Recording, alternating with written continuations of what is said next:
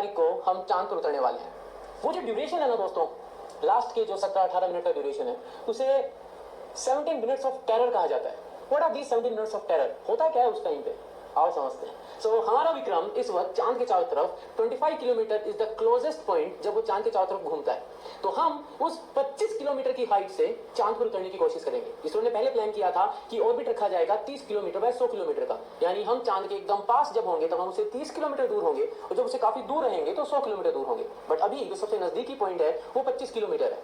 तो उस 25 किलोमीटर से जब हमारा चंद्रयान विक्रम डिसाइड करेगा कि मुझे चांद पर उतरना है, तो उन अगले 17-18 मिनट्स में क्या होने वाला है, we are going to understand that. तो दोस्तों, now have a look at this graph. इस ग्राफ को देखो इस ग्राफ में क्या हो रहा है। तो यहाँ पर ये जो पार्ट है ये पहले 30 किलोमीटर था, तो ये ग्राफ 30 किलोमीटर के हिसाब से सारी जो डिटेल है, बट यहाँ पर 30 की जगह दूर होंगे और वहां से हम 25 किलोमीटर ऊपर होंगे। उस वक्त तकरीबन हमारी जो स्पीड होगी वो होगी 1.6 किलोमीटर पर सेकंड की, और हमारी जो सिचुएशन होगी विक्रम की वो कुछ यूं भाग रहा होगा। अब इस सिचुएशन से हम विक्रम को लेकर आएंगे एक एंगुलर सिचुएशन में कुछ टिल्ट के साथ। ये सारा प्रोसेस जो है इसको कहते हैं रफ ब्रेकिंग फेज। ये चलेगा 690 सेकंड तक। 690 सेकंड यानी तकरीबन 11.5 मिनट। तो अगले 11.5 मिनट में हम 713.5 किलोमीटर कवर करेंगे, और विक्रम जो है उसकी स्पीड को हम इस पर्टिकुलर वैल्यू से 1.6 किलोमीटर पर सेकंड से 358 मीटर पर सेकंड कर देंगे। इस वक्त विक्रम जो है वो हॉरिजॉन्टली जा रहा था, उसकी नीचे की साइड कोई स्पीड नहीं थी, लेकिन जब तक हम यहाँ पहुंचेंगे तो 11.5 मिनट बाद हमारा विक्रम जो है वो नीचे की साइड आ रहा होगा 61 मीटर पर सेकंड की स्पीड से, और आगे जा रहा होगा 358 मीटर पर सेकंड की स्पीड से। लेकिन इस सिचुएशन में ऐसे होगा, उसका ओरिएंटेशन अब हॉरिजॉन्टल की जगह थोड़ा सा एंगल पे होगा। ये वो पार्ट है दोस्तों जहां पर चंद्रयान 2 के टाइम में हमसे मिस्टेक हुई थी। चंद्रयान 2 के टाइम में ये वही रीजन है जहां पर एरर्स एक्यूमुलेट होने लग गए थे, और एरर्स एक्यूमुलेट होने के कारण जब ये पार्ट खत्म हुआ था तब हमारा जो विक्रम लैंडर था वो उस पोजीशन पे नहीं था जहां उसे होना चाहिए था, और फाइनली वो अपनी डेस्टिनेशन पे नहीं पहुंच पाया था। ये जो पूरा प्रोसेस था, जब इसको डिटेल में पढ़ा गया तो इसमें काफी कमियां हमें पता चली जो हमारी साइड से रह गई थी, और उन कमियों को अब हमने सब कमियों को हमने भर दिया है, पूरा कर दिया है, और कुछ और बेहतर हमने अब यहाँ पर इक्विपमेंट्स भी लगाए हैं। जैसे कि जब हम इस रीजन में होंगे तो इस रीजन में विक्रम के ऊपर जो सेंसर्स लगे हुए हैं, जो कैमरास लगे हुए हैं, उन सबको कैलिब्रेट कर लिया जाएगा। इसका मतलब ये होता है कि वो अभी तक पूरे इतने लंबे समय से ज्यादा काम नहीं आ रहे थे। जैसे अभी रिसेंटली हमने देखा इसरो ने कुछ कैमरास को चालू करके चांद की सतह की फोटोज खींची है, ऐसे और भी सेंसर्स लगे हुए हैं जिनको हम यहाँ पर कैलिब्रेट करेंगे। कैलिब्रेट करने का मतलब ये है उनसे हम रीडिंग लेंगे और कंपेयर करेंगे कि वो सही काम तो कर रहे हैं ना, अगर नहीं कर रहे हैं तो उनको तुरंत सही किया जाएगा इस 11.5 मिनट की ड्यूरेशन में। जब हम इस रीजन में पहुंचेंगे जहां पर लास्ट टाइम हमसे गड़बड़ हुई थी, तो एक सवाल आएगा जब लास्ट टाइम गड़बड़ हुई थी तो इसको हमने वापस यहां पर क्यों लिया हुआ है, क्योंकि ये सबसे इंपॉर्टेंट फेज है। यहां पर हम चांद की सतह की फोटोज खींचेंगे और उन फोटोज को एआई की मदद से जो ऑलरेडी हमारे पास फोटोज अवेलेबल है उससे कंपेयर करेंगे, एंड देन कंपेयर करने के बाद ही फाइनल होगा कि हम जहां पर लैंड करना चाहते हैं वो जगह सही तो है ना, हम कहीं दूसरी डायरेक्शन में दूसरी तरफ तो नहीं निकल रहे। बिकॉज चांद जो है उसकी पूरी सतह गड्ढे या क्रेटर जिनको कहते हैं उन्हीं से भरी हुई है, और साउथ पोल तो बिल्कुल भी वैसा। ठीक है, अब सबसे बड़ी बात है दोस्तों कि ये वाला जो फेज है ये चंद्रयान 2 के टाइम में 38 सेकंड का था, इसको हमने जस्ट 10 सेकंड का कर दिया है हमारे चंद्रयान 3 में।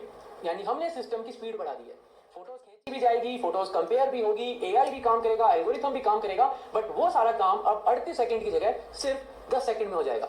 इसके बाद आता है जो मेन फेज है जिसको हम कहते हैं fine breaking phase. Fine breaking phase ये कहता है कि अब आप स्पीड को कम करते करते एकदम कंट्रोल्ड तरीके से कम करते करते जीरो पे ले आओगे, जीरो पे ले आओगे। तो देखो जब हम यहां से फाइन ब्रेकिंग फेज को चालू करेंगे अगले 175 सेकंड्स तक, यानी अगले मान लो तकरीबन 3 मिनट तक जब हम इस फेज में होंगे, तो फाइनली हमारा जो विक्रम है वो इस पोजीशन से चालू हुआ था 25 किलोमीटर ऊपर, और फिर वो इस पोजीशन में आ जाएगा जब फाइन ब्रेकिंग फेज खत्म होगा, और तब हमारी हाइट जमीन से 800 मीटर से 1300 मीटर के बीच में कहीं भी हो सकती है।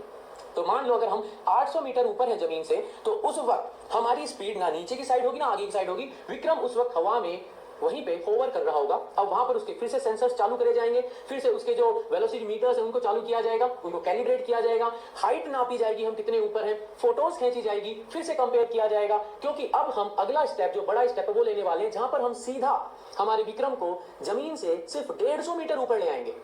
और इस वक्त जो इसरो ने यूज किया है हजार्ड डिटेक्शन कैमरा, वो लूनर सरफेस की फोटो लेगा, उस फोटो को वो कंपेयर करेगा, चेक करेगा कि कहीं यहाँ पर कोई पत्थर या कोई गड्ढा अनइवन सरफेस तो नहीं है। क्यों? क्योंकि अब हमें अगर लैंड करना है वहां पर अगर अनइवन सरफेस हुआ और विक्रम का बैलेंस बिगड़ गया तो, because we can't take a chance, right, हम ऑलरेडी एक बार मात खा चुके हैं, अब हम ऐसा होने नहीं देंगे। तो यहाँ पर अगर अगर 1000 डिटेक्शन कैमरा को कुछ प्रॉब्लम दिखी तो वो एक टेस्ट रन करेगा जिसको कहते हैं गो नो गो टेस्ट। अगर वो बोलेगा कि सब कुछ सही है यानी यू कैन गो अहेड, और फिर अगले 150 मीटर जो है वो हमारा विक्रम 73 सेकंड्स में कवर करके चांद पर उतर जाएगा। और अगर नो गो की कंडीशन होगी तो वो 150 मीटर आगे जाएगा और फिर वहां पर वो फिर से एक पॉइंट पे आके रुकेगा, रुकने के बाद फिर से सतह को चेक करेगा, रीटारगेट करेगा लैंडिंग साइट को और लैंड कर जाएगा। अब ये जब पूरा प्रोसेस होगा दोस्तों तो ये कंप्लीटली ऑटोमेटेड प्रोसेस है। यहां पर हम ग्राउंड स्टेशन से कोई भी कमांड नहीं दे सकते क्योंकि ये खुद ऑनबोर्ड कंप्यूटर को उसी वक्त करना होता है। इस वक्त जो ऑनबोर्ड कंप्यूटर है वो बहुत सारे डिसीजंस एक साथ ले रहा होगा। ये तो एक पार्ट रहा। अब लैंडिंग के बाद क्या होगा, जस्ट लैंडिंग तक ही जो है मेन रोल नहीं होता है दोस्तों। लैंडिंग करने के बाद भी नए नए चैलेंजेस चालू होंगे। विक्रम को चालू किया जाएगा। विक्रम जब चालू होगा तो वो कम्युनिकेट करना चाहेगा, हम चेक करना चाहेंगे कि विक्रम के सारे सिस्टम अप हो गए ना। उसके लिए आज हमने विक्रम का कनेक्शन जो है चंद्रयान 2 के ऑर्बिटर से करवा दिया है। तो विक्रम अगर सीधा ग्राउंड स्टेशन से कम्युनिकेट नहीं कर पाएगा, जो धरती के ऊपर अर्थ के ऊपर इसरो ने बड़े बड़े एंटीनास लगाए हुए डीप स्पेस नेटवर्क के लिए, उनसे कम्युनिकेट नहीं कर पाएगा, तो विक्रम ऑर्बिटर के थ्रू कम्युनिकेट करेगा या प्रोपल्शन मॉड्यूल जो कि ऑर्बिट में घूम रहा है उसके थ्रू कम्युनिकेट करेगा। जब सब कुछ टेस्टिंग हो जाएगी, विक्रम को जगा दिया जाएगा, उसके अंदर पावर जनरेट होने लग जाएगा, सूरज की रोशनी उस पर गिरने लग जाएगी, तो उसका रैंप खुलेगा। और जब उसका रैंप खुलेगा तो उसमें से निकलेगा हमारा प्रज्ञान रोवर। एंड प्रज्ञान रोवर फिर रैंप से उतरकर चांद की सतह पे चलेगा और वहां पर जब ये प्रोसेस होगा तो विक्रम रोवर की फोटोज क्लिक करेगा, रोवर विक्रम की फोटोज क्लिक करेगा, ये फोटो एक्सचेंज होंगी। विक्रम इन सारी फोटोज को कलेक्ट करके वापस धरती पे भेजेगा और हम उन फोटोज को देखेंगे और गौरवान्वित और गर्व से हमारा सीना भी चौड़ा हो जाएगा। तो दोस्तों ये था एक छोटा सा video about those 17 minutes of terror, जहां पर सबसे बड़ा भय ये होता है कि अगर कुछ भी गड़बड़ हुई तो उसको ठीक करने का चांस नहीं मिलता है। दोस्तों, वीडियो पसंद आए तो लाइक शेयर एंड सब्सक्राइब जरूर कर लेना, बेल आइकन जरूर दबा देना और कमेंट सेक्शन में जरूर बताना कैसा लगा। मिलेंगे